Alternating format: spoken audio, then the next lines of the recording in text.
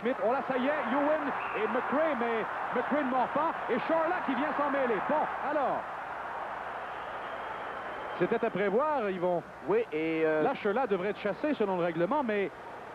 Vu que McRae a refusé le combat, est-ce qu'il devient le troisième homme? Tout dépend de l'interprétation de l'arbitre Randy Van Hellemond. Il va sûrement consulter le juge de ligne qui était plus près de ce qui se passait que lui, parce que le jeu se déroulait complètement de l'autre côté de la patinoire.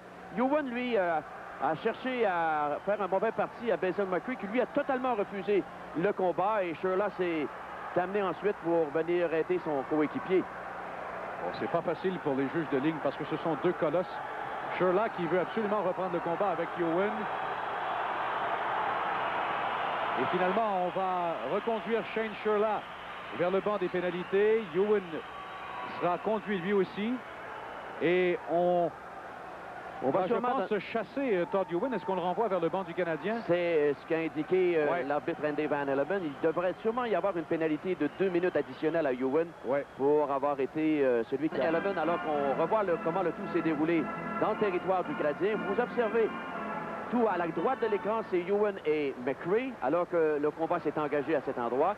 Ensuite, il y a eu une intervention de Charla. On voit ici que McRae, lui, n'a jamais voulu engager le combat. Ewan s'en donnait à cœur joie, et là, ça a été l'intervention de Charla.